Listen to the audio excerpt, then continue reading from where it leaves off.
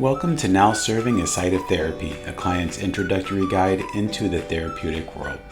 Be sure to follow, subscribe, and comment on YouTube, Spotify, and Apple Podcasts.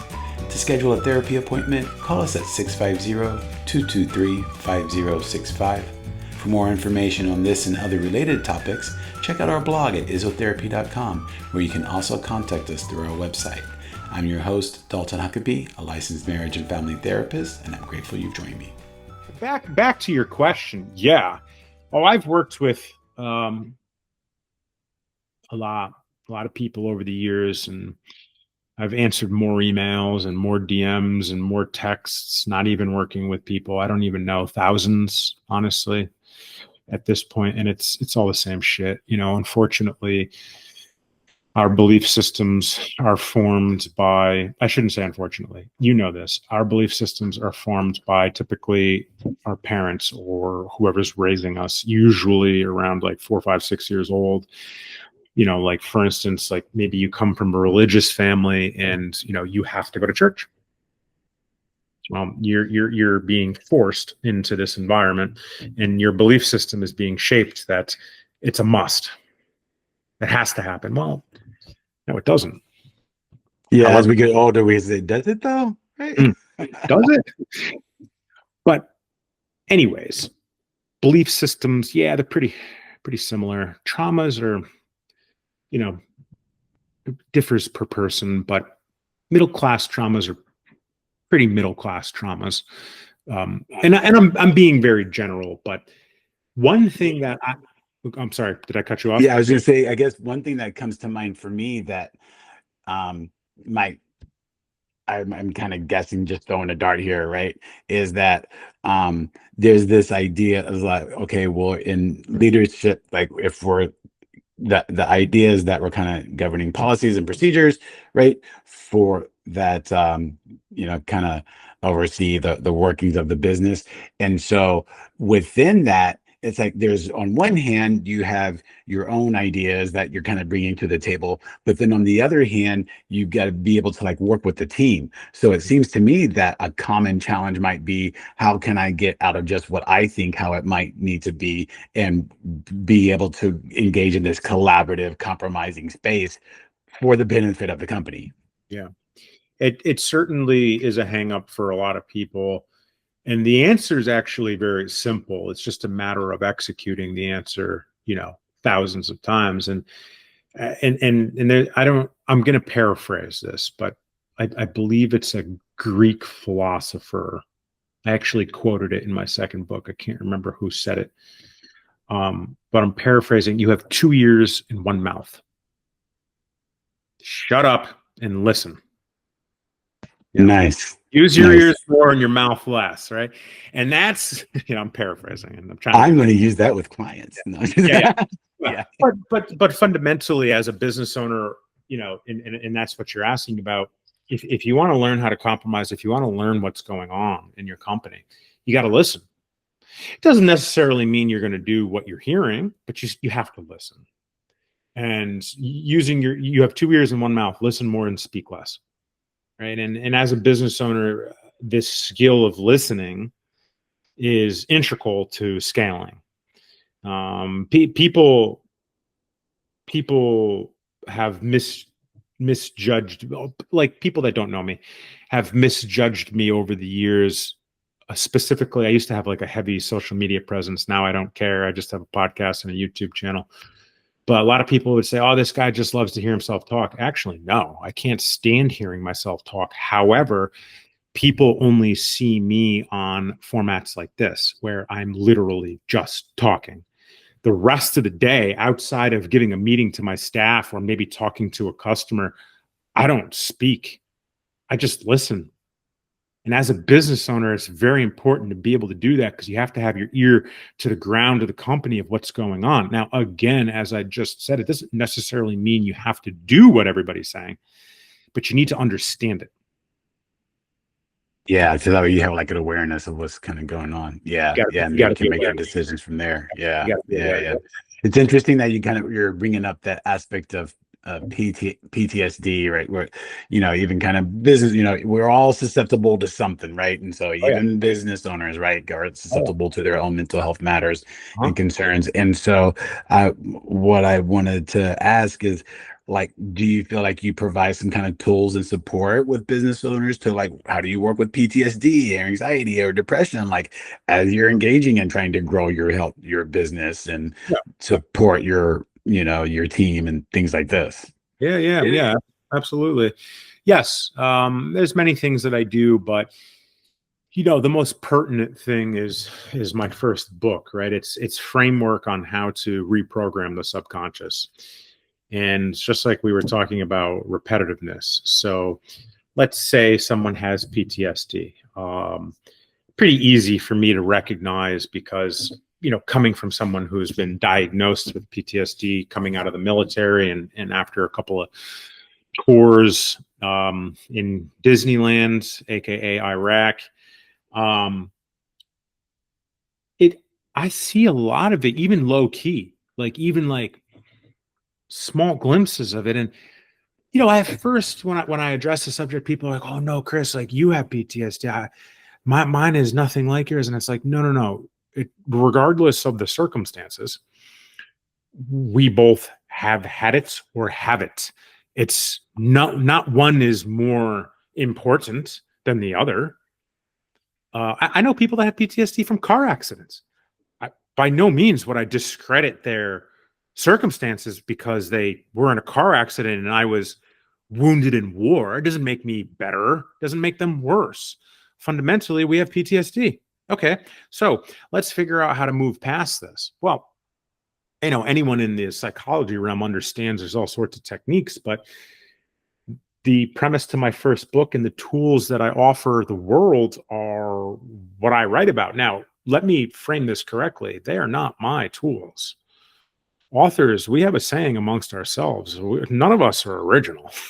Right, exactly. Yeah, there's hardly an original thought anymore No, these days, right? Yeah. it's all regurgitated for millennia at this point, right? Like, I don't know what the oldest book is. I'm ignorant to it, but let's just say the Bible, right? The Christian Bible. Okay, fine. Let's just use it as a benchmark. 2,000 years, give or take. Everything's regurgitated. Books have been written forever. I got a library right here, and I like Marcus Aurelius, like a very famous emperor of Rome, right? Like he has a book where it talks about his journals and his journaling. It's been regurgitated for 2,000 years. Like, not only has it been regurgitated, it's been rewritten and written in different languages for 2,000 years. Like, it's all been regurgitated. It's not anyone's original idea. It's just our take on it. My take on PTSD and moving past it, and what has helped me incredibly, is basically a routine to replace habits proactively. What I write about and what I teach and what I offer is meditation, gratitude journaling, affirmations. Outside of that, really paying attention to your spoken word, how you speak. And my approach with those is on a daily basis for years, you can rewire your brain to really whatever belief system you want. And the reason why I went down this journey is because when I was getting out of the military many moons ago, the Department of the VA just told me, okay, you have PTSD. It's here. You have traumatic brain. It's here. It's on your paperwork. We're going to prescribe you these pills, and we're going to send you to therapy. And I said, well, I've done some research on this. I've read that meditation can unblock trauma, and the synapses in the brain can move differently. And the lady was like, well, yeah, you could do that too. And I was like, yeah, I'm going to do that one. That Mm-hmm. that was 17 years, 18 years ago. 18 years later, I'm at peace. Nice. I think that there's like this real aspect that's, I don't know, I have this kind of working theory, right? That Yeah. a lot of things that can like come up for us is like if we're not, if is when the mind and body is separated, right? And so like that aspect of mindfulness or meditation, whatever, right, is that grounding process Yeah. so that my mind is, you know, in my body, right? Yeah. And then I can be more in the now, right? Versus regretting from the past or the unknowns about the future, right? And where depression, anxiety can live easily, right? And so being able to have that kind of grounded approach, I really appreciate that. And yeah, I'm a fan of gratitude reigns, man. Gratitude reigns. And to your point, if you just take 30 minutes as soon as you wake up, don't get on your phone, don't get on your computers, just take 30 minutes and just whatever your belief system is, pray, be grateful, write it, speak it, pray it. Just sit with your thoughts for 5-10 minutes after that, meditate, which is meditation. You know, a lot of people don't know you could just go for a walk and meditate or sit down and meditate or Exactly. Yeah. ground yourself for 30 minutes every single morning as soon as you wake up. Don't open this. And you proactively ground yourself, to your point. Years later, you can have a completely different mindset, but most people don't want to put the work in. I think you know that better than anybody. Yes, yeah. When the action comes to it, right? It was like, yeah, but, right? Or they, right? Kind of, yeah. That accountability piece, yeah, can go a long ways. Yeah, and you know this, when you point the finger that way, there's three more. Exactly. Yeah, that's a good question. Great questions. You got any more Thanks. for me? Thanks. Yeah. Let's see. Um, so kind of this idea about, right, maybe when you think about like, okay, if if we're not where we want to be, Mm. right? And so, but we have an idea where we want to go, and so, Yeah. so how are we going to get there? And so, there's going to be action to kind of like get us there, whatever that is, right? There's that kind of accountability piece, and like you said, a lot of people may not want to do that action, right? Yeah.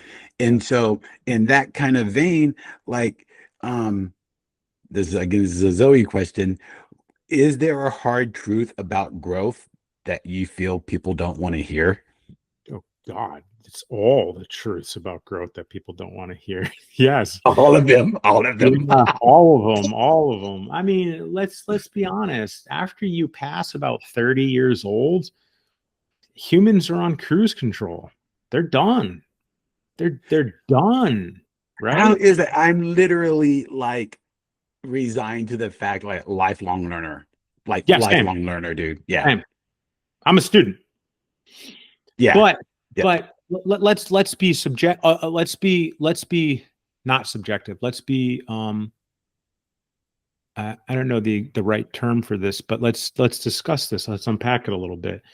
After about 30, I don't know, 35 years old, humans are just on cruise control. They're not really advancing. They're not really learning. They're kind of just rinse, wash, and repeat.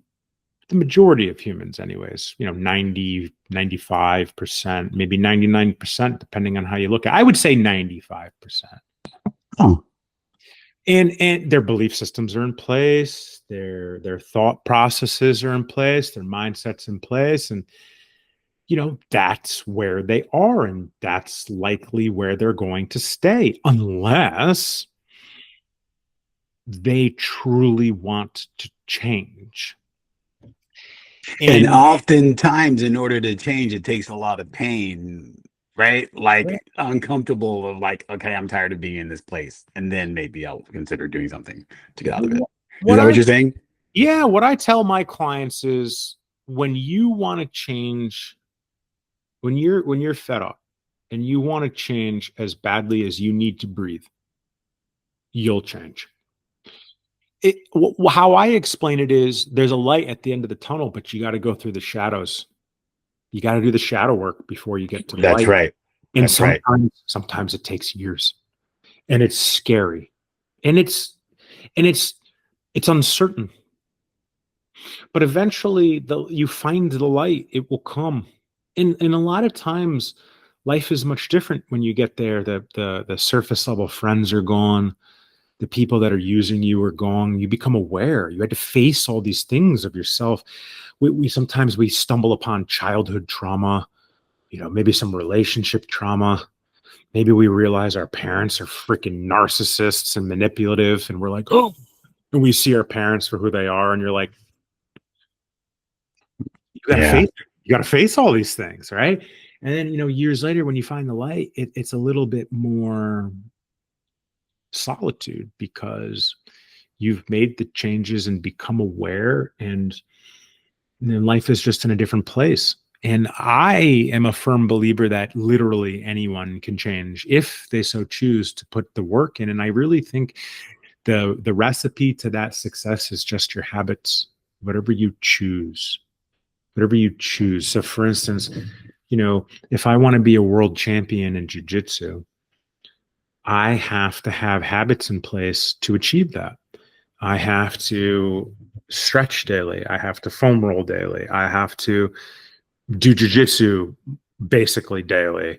I have to study YouTube tutorials daily. I have to so on and so forth. And those four things I do every day because I want the outcome.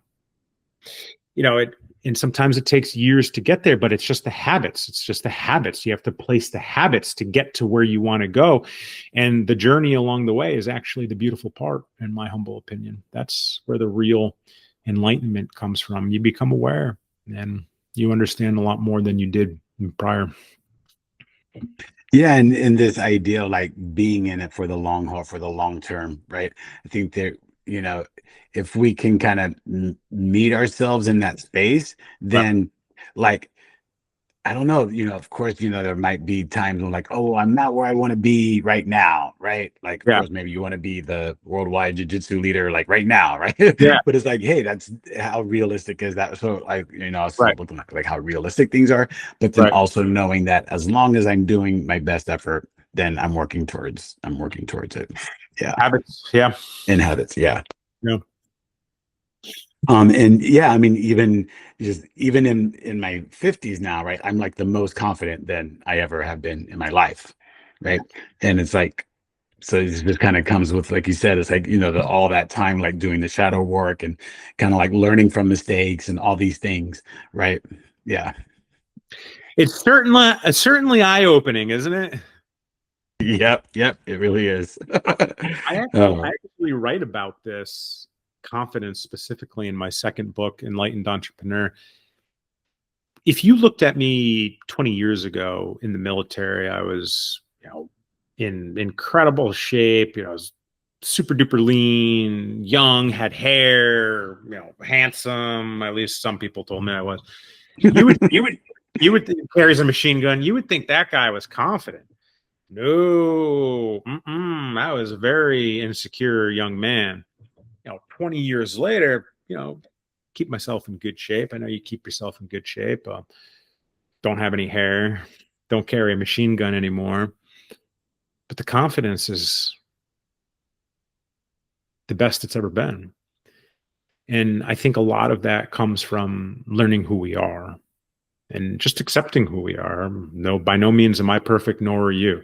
However, right. we No one is. Yeah. however we understand ourselves, at least to a capacity and degree. We understand what we're good at. I would imagine you're probably similar to me. I know exactly what I'm not good at, which makes a confident human. Yeah, absolutely. Absolutely.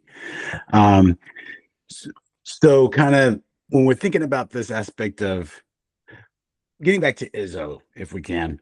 So, what do you think makes Izzo unique to stand out against other healthcare providers?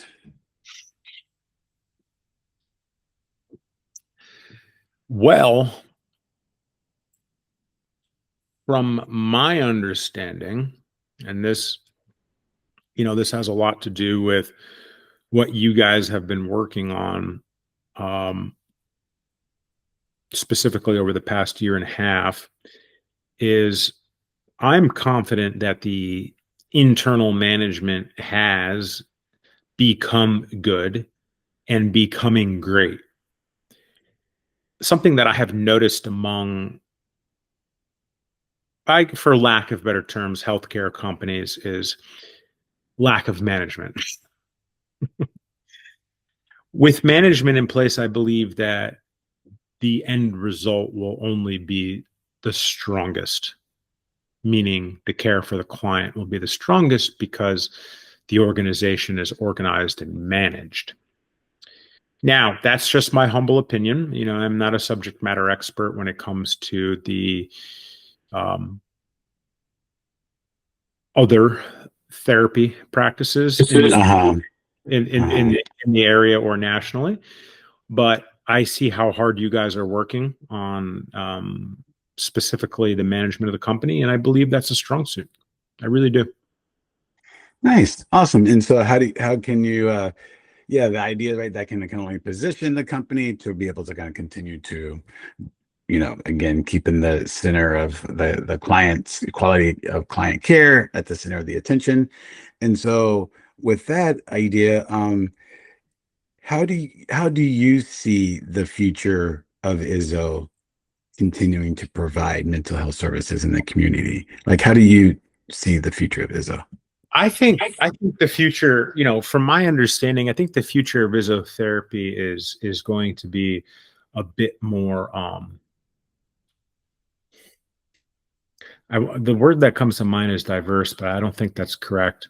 I believe it's going to be more impactful to larger amounts of community because I understand the future vision of impacting more communities and creating a larger community within of all of the clients, like opening more offices and in more cities and helping more people. So I believe that the growth trajectory is the answer. And I'm not at liberty to say, specifics, but I Sure. believe, I believe that the growth trajectory is the answer. I truly do. I believe that's what affects people the most. Nice. Yeah, she's yeah, and has been talking about the opening of this office. I'm in LA, right? So she's been talking about the opening up this office in Los Angeles. So pretty excited for that. Yes, I Yeah. wasn't going to say anything. Yeah. Yeah, well, time will tell, right? That's the idea. We'll hopefully, yeah, kind of see where it goes. But yeah, so any kind of closing thoughts or questions as we wrap up? What'd you think? Did you like our conversation? Oh yeah, yeah, I loved it, man. Yeah, yeah, I love the uh again, I think there's like some tangible kind of mental health components that can tie into like an individual level still, right? And again, I think this aspect of kind of, this growth and action oriented mindset. Mm-hmm. Yeah, Yeah. yeah, Yeah. yeah. I mean, it was an absolute pleasure. My one of my assistants said, "Hey, Chris, they want to put you on the podcast and ask you some questions." And I was like, "Ooh, ooh, ooh, this should be fun." Because you introduced yourself to me in person back in December when we met. Yeah. I Yeah. knew you were working on this project, but now that it has come to fruition and we're finishing up our first conversation, I think it's a beautiful thing. So thank you for having me and thank you for your time and very well thought out questions. Good job, Dalton and Zoe. Hey, thanks a lot, man. I appreciate it. We really do try. Of course, of course. And so, yeah, and so we're coming in, I think July, it'll be a year. And so we're on like episode 40-ish now. So we're still in our, yeah. So Well, if you we're before working you on it. go, if you Google it, most podcasts don't get to 40. That's the number. Right. I Yeah. understood. Yeah. Yeah. Yeah. Yeah. So if you can make it past 40, you should have some good impacts coming. All right. Crossing fingers, crossing fingers. All right. Well, I appreciate your time, man. It's really good to chat with you a little bit more. Of course, and vice versa. Thanks for tuning in this week. Be sure to listen to our next episode as we explore various aspects of how to show up for ourselves and others by tending to our own mental and emotional well-being.